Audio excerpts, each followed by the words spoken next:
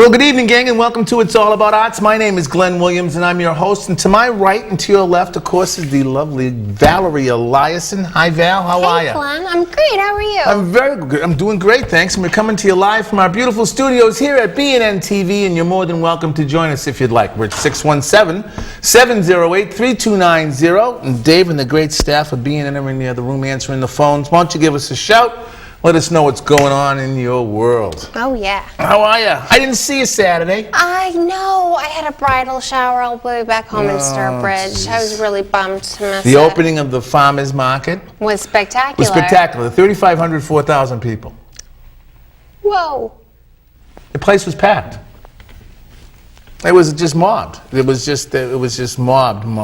That's awesome. At one time, there might have been about 600 or 700 people at once there. Oh, my goodness. In the course of the 4, 5, 6 hours we were there, it was fabulous. Did they run out of vegetables? No, they brought plenty of vegetables. But I do have to say, shout out to Jay Pageant and his great band, Opposite People. They did a great job.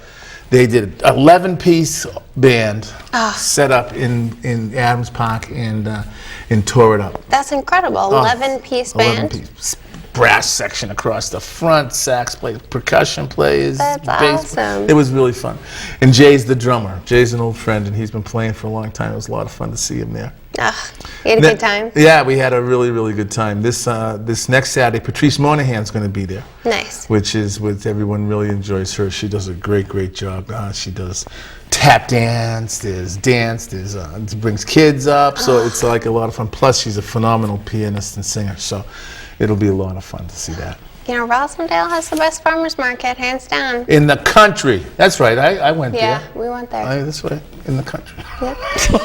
So how were you? Oh, and the mayor came out to cut the ribbon. Yes, Mayor Marty Walsh was there to cut and our great city councilor Tim McCarthy was there. So everybody all the dignitaries gathered around That's to launch the awesome. Rosendale Farmers Market. It was great. Rosendale Village Main Streets is doing a great job out there. So this was just a super time. They really are. I'm glad to be involved in it. Yeah. So what's going on with you? I keep doing this. I'm sorry, gang. My shoulder's back and bugging me. I know, it's a drag. Yeah. Oh, geez. Going to Texas this weekend. Yes? Yeah. Texas? Austin, Texas. And for anyone who hasn't been to Austin, Texas, it is awesome. Prime with galleries, art, local artists. They have this really cool graffiti park, outdoor graffiti park, where it's sort of the abandoned structure foundation of a building, and they just invite street artists and graffiti artists to come in and mural the whole thing all over. Now it's turned into like a gallery space. Basically, a big outdoor gallery, and there's constantly people there, and it's so. I'm looking forward to making one of my own pieces down there. That's cool. Yeah. That's cool. Really excited. How long are you going to be in Austin, Texas? I will be there from Thursday to Monday, and I made sure I had a Monday morning flight back so I don't miss the show. Because I won't be here next week. I know. I'm going to be at the Boston Creates coordinators, chair people's meeting. That's so exciting. It is, and I do want to comment a little bit about the meeting last week. It was at English High. It was phenomenal. There were hundreds of people there from around the city to talk and meet with Julie Burrows and to talk about what kind of mission we have, what the kinds of things that we're going to be doing with Boston Creates. They took the first steps in kind of forming these community committees and stuff, because a lot of the other coordinators and chair people were there, so it was nice to meet with them. But next Monday I have to jet out to East Boston to go to a meeting out there of just the chair people. So. Okay. That's exciting. I'm thrilled to see what you guys come up with. Well, I'm excited for the opportunity to sit with a lot of the other people around the city who are like-minded, who are doing artful parts of their life are being done publicly, and I think that it's great to bring us all together. It's never been done before. A summit like this hasn't happened here in the city. There've been attempts at it, but I think that with the full strength of the mayor and with Commissioner Burrows is behind it, I think it's going to make it real thing. So I'm proud to be part of it. I like this mayor. He's done some great things He's for the done arts some great, in Boston. interesting things. Yeah. Yeah. And he walked right up to me and said, "How did it go at English High?" I said, "It was good." I kind of like taken back a little, but I'm sure he's on his ball. He knows what he's doing. Yeah. And it was good to have. They'll be back on the show, by the way. That's awesome. Boston Creates, to talk about the things that are going on in the city. The secret things. Well, we're going to get too soon be unveiled. We're going to get all the inside poop. We'll see if we can get it out there for everybody. I'm excited. So what else is going on? Anything? Oh, geez. So my roommate and I started our own little Klaus gallery. So Klaus, my rabbit, my giant Flemish rabbit, we've been... I'm not laughing. I just wasn't expecting it to be. You just went down the wrong pipe. So we've been collecting, we travel a lot. We're really good travel buddies. And we always like collecting art from the different places we travel. So we collected a numerous amount of rabbit-related pieces, like small postcard-like pieces, when we went down to Provincetown. And we got little frames for them, and so we're putting them all in Klaus's little pantry area. So it's going to be a little bunny gallery for Klaus. Well, mostly for us, because I'm sure he could care less. But we're pretty excited about it. Should get some red ropes to put up, to kind of keep the riffraff out. A little artist statement down in the corner. Exactly, a sign-in book. Yep. That's great. I know, I'm really excited about it. I know that Janice contributed a piece. Yes, she did. That's going to be framed and hung up there. That handmade card she did, I love that. It's such a treat to get cards from friends. You know, I feel like people rarely do it anymore. And it's not it's an email type or text type. Yeah, I'm a big card person. I'm a big, thank you notes and birthday cards, and I love it. Yeah. That's one of the things I like about the meeting on the Common, the meeting at Adams Park. It's all about, people don't just go down there and buy. They go down there and buy late. Yeah. Because they're down there with their family. I can't tell you how many families there were picnicking and just playing and hanging around and bubbles and games, and it was fun. That's awesome. Davy the Clown, Rosendale's own Davy the Clown was there. I didn't know we had a clown. We have a Rosendale clown, but he's bigger than that. But he's riding around on his unicycle, blowing his horn, and the kids are chasing him around. That's awesome. It was a lot of fun, yeah. And the new makeup of the park, the design of the park is perfect.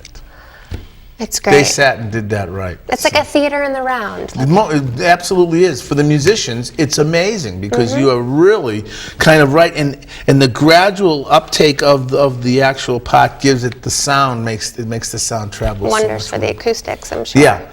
Nothing has to be loud. It just has to be played, and you can catch everything. So that's good for me. Oh, it's so exciting. So I don't have to be too loud, which is kind of fun. Yeah. Oh, man.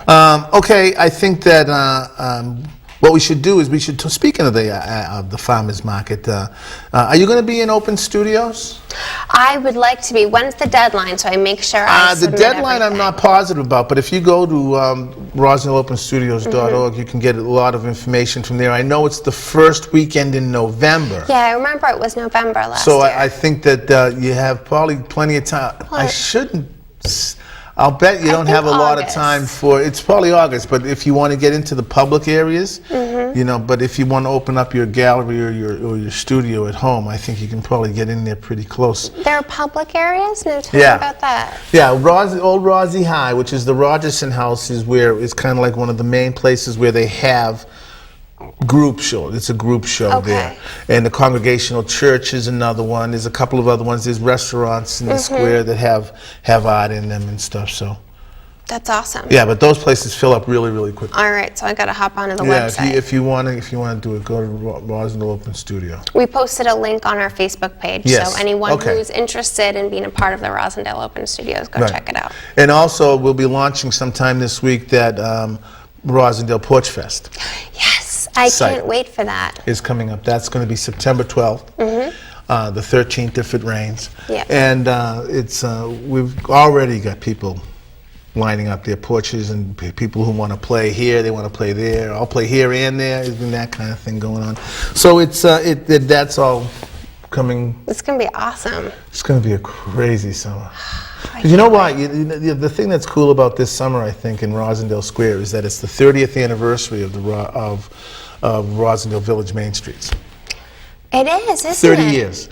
And the Main Streets program have been great friends and partners of us here at BNN TV and It's All About Arts. We're really proud of our affiliation with them.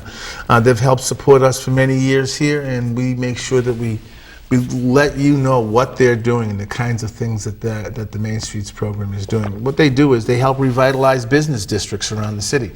There's about 20 of them around the city of Boston alone, but they are all over the country, the world.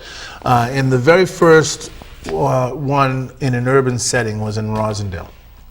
Yep. Back when the then great city councilor Tom Menino, who became our incredible mayor for so many years, was the city councilor for out in that area, and he had heard about from the National Trust this incredible program that helped revitalize business districts that had fallen into decay, like Rosendale and like many of them around the city had.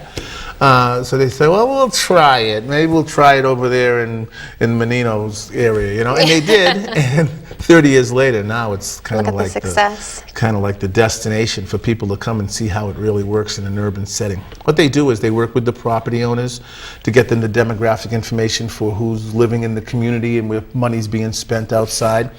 And then they work with the design committee for once there's a business down there. They help them with their design and permitting and all of that stuff. And then the promotions committee, which I've been involved in for many, many years, doing things like the farmers market, Taste of Rosendale, stuff like that. Yeah. So go down to the farmers market on Saturdays from 9 o'clock till 1:30 and thank them if you see someone at a Main Street table or a t-shirt. Thank them for their support of the arts. They've been very supportive of what we're doing here, and we're very proud of the work that we do these 17 plus years. So we want to thank them very, very much. Very happy with our affiliation with them. All volunteer driven too. Volunteer driven organization. They're only doing it, the people that are doing it because they care about their community. And I think that's the important part. Absolutely. The other thing I like to mention is this amazing building here. Do we think we have someone tuning in from the Cape tonight? We do? Oh, well, let me, What happens here at BNN TV is we can stream the show live. So if you know somebody we have friends in Paris that are watching us at midnight right now, because if you log on to BNN TV, bnntv.org, and click on what's playing right now, Val's beautiful face will come up, and you will see us streaming live. So down the Cape, hello. Paris, hello. How's everybody? But we do have people all over the place watching it. But what this building is cable access. It's an opportunity for people to come and learn how to do television programming. It's an opportunity for people with a nonprofit to come and get their mission statement out into the public so that people will understand what you're doing. It's an opportunity to bring great guests like we have tonight in to talk about what they're doing in their artistic lives or whatever your mission is for your nonprofit. So the way you do that is if you go to www.bnntv.org, click on Janice Williams or Jim Atwood's name, and those are the cats that'll let you know how to become a member here. You can become a member and learn how to use Final Cut Pro and learn how to use these amazing cameras and how to do editing and all of that kind of cool stuff. So that's where you want to go and do that, okay? Yeah. Right? All right. Okay, that's good. And our Facebook page. We have a great Facebook page. I see you put stuff up there all the time. I love posting stuff Yes. up there, sharing with everyone. Yes. Sharing's caring. Sharing is caring, most certainly.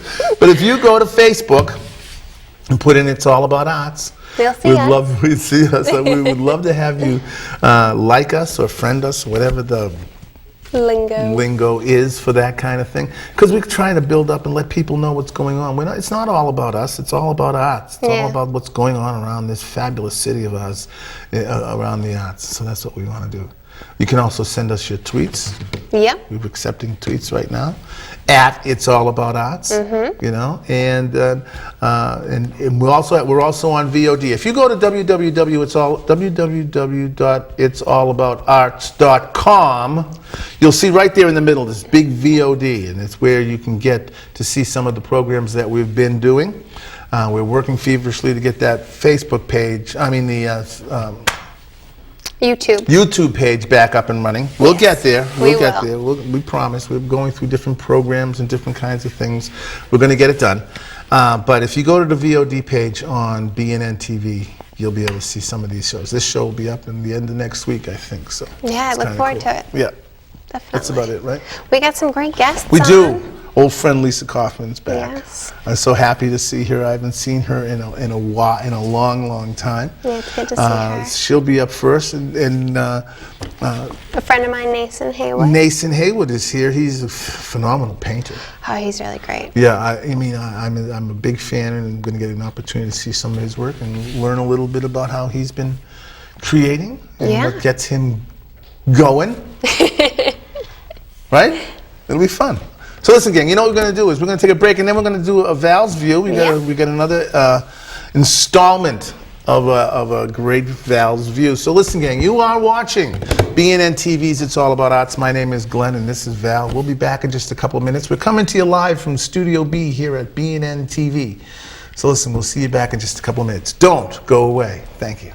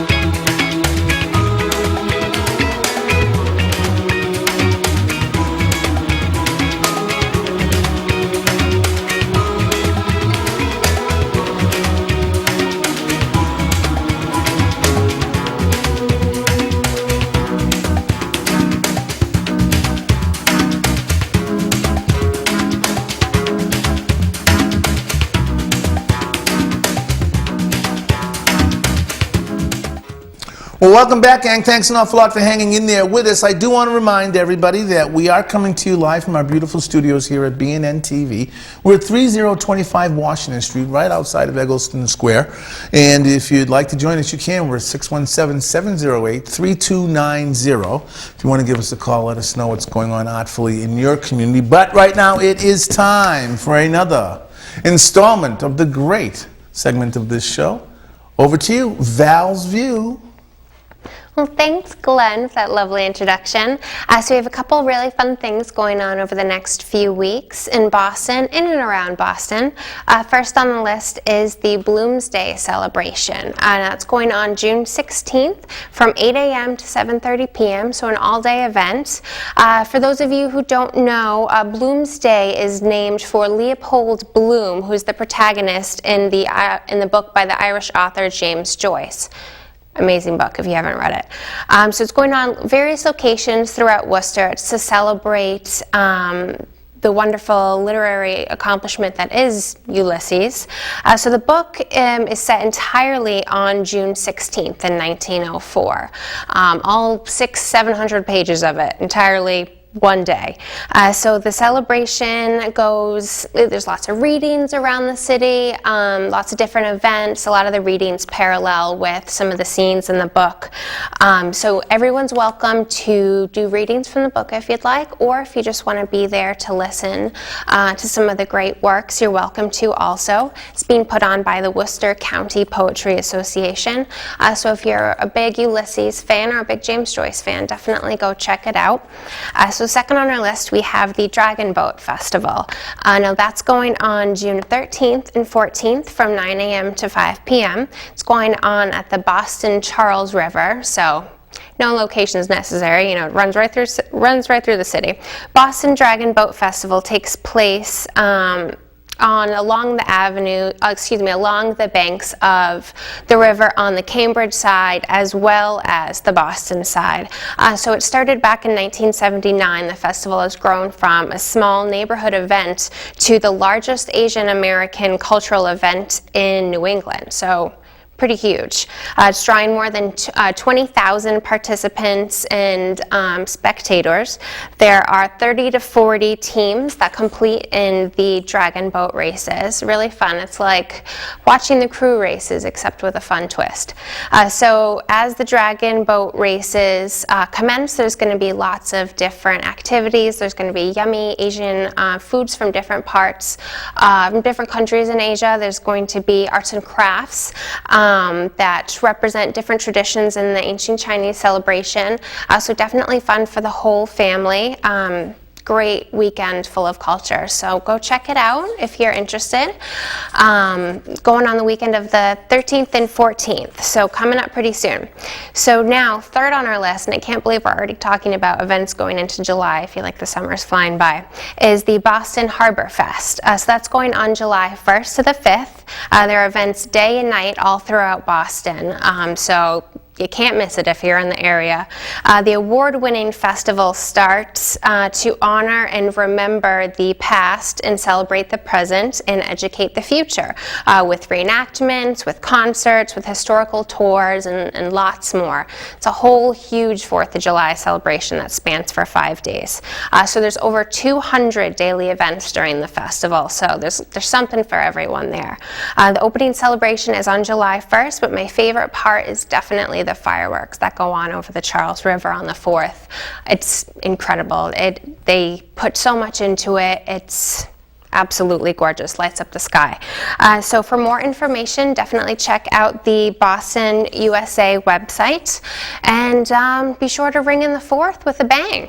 So thank you for allowing me to bring all the fun things that are going on around the city to you each week. It's always my pleasure. Without further ado, I'm going to shoot it back over to you, Glenn. Back to you. Thank you, Val. That was great. I love it. Yes, the summer has creeped in, and we are full-fledged into it. It's going to be a lot of fun. Thank you very much, Val, for that. Listen, we got to get right into the show. Listen, it's my great pleasure and honor to welcome back to the set old friend. Hi, Lisa. How are you? Lisa Corfman. It's good to see you. It's so good to have you back with us. How's everything going? Very well, very well. I am I've been working on paintings, Yes. and I have one of them at the Charles River Museum of Industry and Innovation. Yeah, they were supposed to be on tonight, but they were guests that you booked for us, and I guess they had something else that came up, and you dove right in and decided to come in and make sure you filled their spot. I want to tell you how much I appreciate that. That's very, that not a lot of producers do that, jump in, they say, oh, they can't make it, but I'm glad that you decided to jump in and make sure that we had the slot full. Oh, it's my pleasure. Yeah, well, you're an old hat at this. We've done this before. What have you been doing? Tell me what you've been up to. I see you've got a book you're starting to talk about here. Yeah, Let me see these this, are. baby. Let me see. This is great. See if we can't get a little zoom on that. Tell me a little bit about what you're doing. The charcoals of origami? Yeah, I've between 2004 and 2011, I created 77 charcoal drawings of origami. When I was living in New York, I've been back in Massachusetts for just about a year now. When I was living in New York, I joined this group called Wet Paint Studio Group, and there's a YouTube of me out there that anyone can see on my website, rockyartsunfolded.com. And so I built the website, and I think it Have you been shows getting a full range of what I've. One of the things that I remember about one of our first couple of visits is how talented you are in origami. I mean, Yeah. it's something that you really do a lot of, and you'd actually done a couple while we were doing our first few interviews. It was really fascinating for a lot of people. What does charcoal drawings of origami mean? I mean, are they the origami themselves? Then you do charcoal drawings of them. It's basically a still life of the origami piece with a creative background added into it. And so it's 77 different origami models. A good portion of them traditional, several of them, a number of them by other origami artists, and that's one thing you have to be concerned about when you're in most fields. But it's true in the origami field that you have to make sure to ask permission. Oh, really? Yeah, there's people. It's a work of art, a form of origami. It's a very unique piece of artwork that somebody engineered to construct to look like a goldfish. Right. Well, look at these here. These are amazing. These are origami too, right there. Yeah. Like holding that there you go. Zoom right in on those babies. The earrings, right? Yeah, those are my newest line. They're a friend of mine called it my ecosystem of artworks. I have the charcoal drawings are one item that has the ecosystem. My jewelry is another line. I do. Well, there's a how-to thing here, right? Hand-drawn diagrams of origami, right? Yeah. They're like how to do. I want to get my hands on one of these. My kids in class would love this. How long have you been doing origami?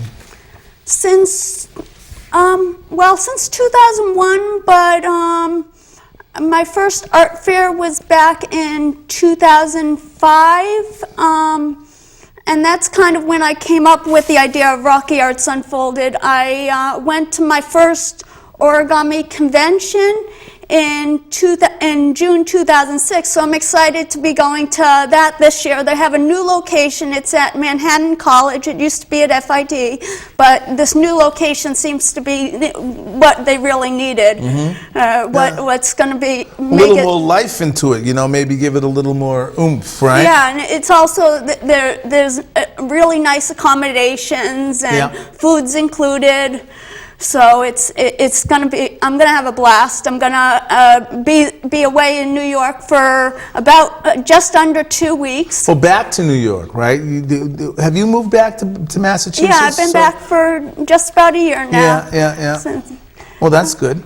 Yeah, and I'm working. I'm working a part-time job, and which I have a advanced certificate in marketing, and I am working for as a bookkeeper for a market research firm. That's great. But I hope you have time still to do your art. Yeah, I always make sure to do that. Now, we have some slides. We have some photographs of you at the museum, right? Yeah. Yeah, let's take a look at some of these. Here we are. Right here. That is at the entranceway to at the Charles River Museum of Industry and Innovation, and that's my painting. The painting right next to where I'm standing is the crane. It's a still life of a crane that I did when I was at Dowling College. There's a sculpture there by Martin and Eric Domain do these curved sculptures. So they are involved with MIT. Eric Domain is one of the youngest origami professors at MIT, and Martin Domain is a researcher at MIT. So I felt privileged to bring them aboard to be part of this exhibit. That's great. Let's see what else we've got. That's kind of a cool picture. Yeah, this is folded from a 18-foot by 4.5-foot piece of paper. It's a single piece of paper. It says the word origami that my friend Wednesday Whitehead designed, and we folded it, and a group of 4 of us folded, including Wednesday, at the origami convention when it was at FIT in Manhattan. Excellent. Okay. That's one of my earliest sculptures. I did at Endicott College back in 2003, and it has the exact number of cranes as my age was at that time. You should keep adding on and adding on. Well, I have a sculpture with 1,000 cranes, and that's in the exhibit, so I guess 1,000 cranes? That's amazing. Yeah, and that's going to come later, and I hope you enjoy looking at it. Here it is. There you go. So that has, it's a 5.5-foot sculpture. It's 2 feet by 2 feet by 5.5 feet, and it has plaques on it that have charcoal drawings and the poem about them beneath it. And they're numbered for when they were done and when the poem was written. So it's a nice little thing to read leisurely. Beautiful. Thank you. Well, that's great. And this last one, talk a little bit about this here. Well, that's about the Domain's curved sculptures. I've done one similar type of piece, but they do it with such precision, I wanted to show it off. It's beautiful. It's talking about how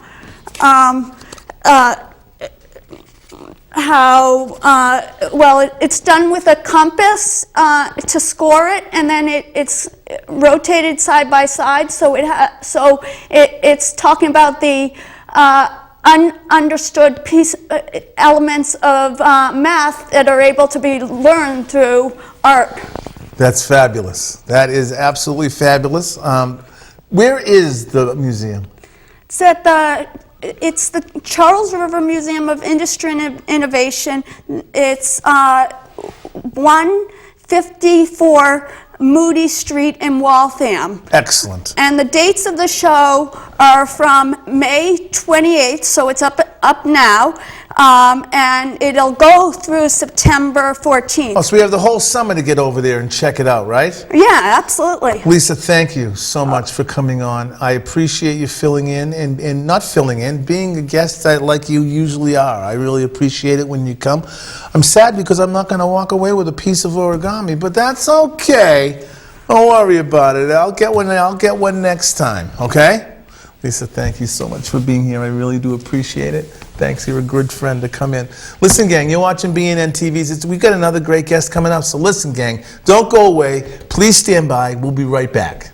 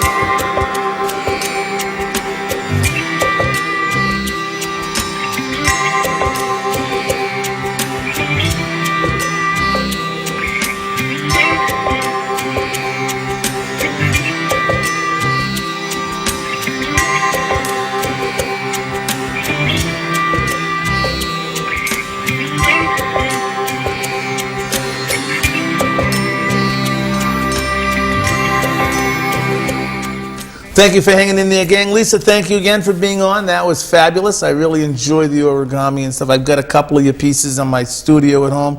It's always great fun. But right now, it is my great pleasure and honor to introduce you to new friend Nason Haywood. Hello, how are you, sir? How's it going, man? Good Man, to see you. thank you for coming in. I appreciate it. Likewise. Yeah, well, Yeah. I'm Val. Hello, Valerie. Oh, Welcome back fun. to the set. It's always Yep. it's always good to see you.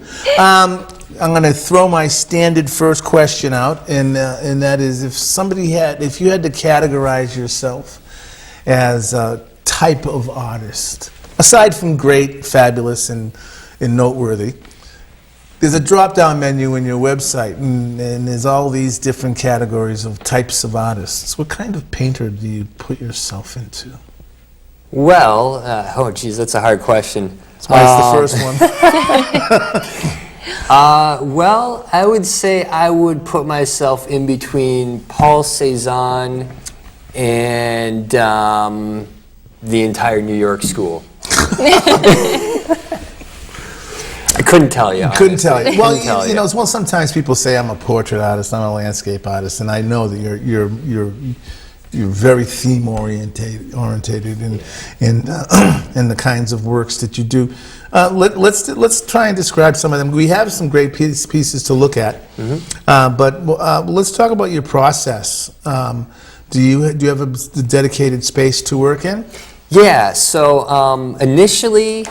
I'll give you a little time lapse, Sure. actually. Initially, I started out with doing more work on walls that did not belong to me. Okay. So there's a word for that. Yeah, graffiti. I love it. I love graffiti. I love spray paint. The colors that I'm able to get from a single can, it's just, I love it. So that's where I kind of started more professionally, I guess you could say, even though I don't really consider myself much of a great graffiti artist. Then I went into the studio because I had an extra storage space where I was living in Winter Hill in Somerville at the time, and was doing a lot of painting and sculpting with resins there. And then I just recently have moved to the Fenway area and have been there for about a year now. And I've lost the luxury of having the separate studio space versus the separate living space, where now I'm in just a open concept loft kind of building. It's you know, it's small, but I'm able to section off a corner for my painting. Good, yeah. And you know, have my space for where I'm sitting, my kitchen table, my desk, all in one room. That's okay. I think the important part of it is to be able to say that you have a space where you can walk away, and when you come back, it's exactly the way you left it. And I have windows. That's what I did not That's huge, have. natural light. Didn't have it in Winter Hill. I had a window about like this long and about this tall. Oh, goodness. And I had a fan tied with fishing wire into it, forcing all that stagnant air out. No, but now I Fenway have is beautiful. Fenway 10-foot windows, 15-foot ceilings. It's an artist's dream. Good, good. Well, you're right in the middle of it too. I mean, it's what an artist section of the city. It's just so artful right over there. When you're working, do you set yourself up with an atmosphere? I mean, are we listening to Sinatra or Talking Heads or what's on the? It depends, actually. It depends on my mood, really. I'm a very moody, sensitive, outspoken, somewhat profane individual. Okay. So it's like, you know, what's floating around in the air at the time. Sometimes when I'm painting, I'm really angry and frustrated and mad, and so I'll put on some death metal or some black metal. Yeah. There's other times where I'm really happy, and I'll open my windows up, and I'll turn on my fans, and I'll like that white noise coming from the highway because I actually overlook I-90. Yeah.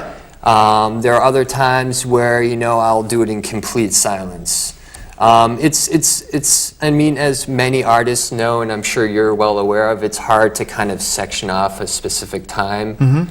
So it's sometimes hard for me to choose like a specific like atmosphere, really. Yeah. Yeah, I definitely have to have some kind of There is some stimulant. movement. Yeah, there is there has to something be happening something going to on. get you. Yeah, the reason I ask is because I as a painter, I have to I make sure that my time is like 1:30 to 3:30 in the morning, because there can't be anything else happening. You know, it's got to be really, really dank and dead for me to get into doing what I'm doing. And I work it in my head for weeks and weeks beforehand. Do you have several pieces that you're working at the same time? Oh yeah. I mean, it's when you talk about like, I'm going to be angry, I'm going to put on this kind of music. Is outside really influencing you that much? Well, it is to a degree because, I mean, for instance, like yourself, where you have this set space and time where you're not get distracted, I get extremely distracted. Yeah. And to the point where it caused problems for me in school when I was younger. So the idea of being distracted, I've found, actually helps me. When I'm distracted, different things find their ways through the channels of my mind, in and out and in and out, and I can find a way of sorting it all out and thinking, okay, this is useful information, I can use this for what I need to do, or this is not, or I'll get totally sidetracked. I'll have everything prepped and set, I'll have my mask on, I'll have my goggles on, and then I'll realize, oh wait, I forgot to recycle my bottles, and it's not even important, it's not going anywhere, but I'm so neurotic that I'm like, I need to do this. Gotta do it now. But then I open up my recyclables as I'm dumping into the trash can, and I realize, oh wait a second, I could be using this. And actually that reminds me, like I walk, it's integral, it follows me everywhere I go, to the point where I find myself emptying my pocket and I have these cool little artifacts that I pick up off the street. This cool Awesome. clear button, this washer that I had seen on the street for 2 weeks. I was telling Val about that. On her walk over. And it hadn't moved, so I was like, you know what? It's been 2 weeks. I'm going to pick it up and use it somehow. This cool Stella Artois bottle cap that has this cool like Pac-Man shape to it. If you flip around, I don't know. I just like. And then as real artists are, 66 cents. Yeah, actually, you're right. That's a good number right there. That's true artists. Yeah, this 66 button's cents. probably worth more actually.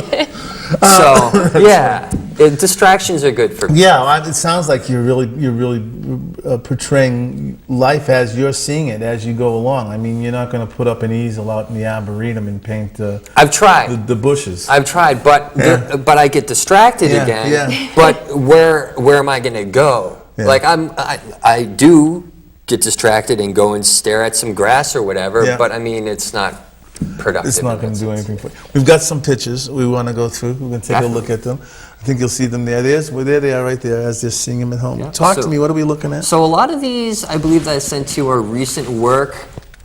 This one right here is two pieces that go together but are separate and actually form all together a triptych. And this one actually, the spray painted drips so that egg yolky color, it's actually called pudding. Yeah. I just finished spraying that last weekend. Really? And yeah, so it's really new. It's very fresh, and you know, I'm very into using recycled materials, waste products. You know, for me, pocket change, like a pile of pennies, is useless. I don't know when they're gonna take these out of you know, the flow of currency, but I found ways of incorporating materials in a more valuable sense. Mm-hmm. Okay. And you know, this is one product of that. Okay. Just another view, because I feel that.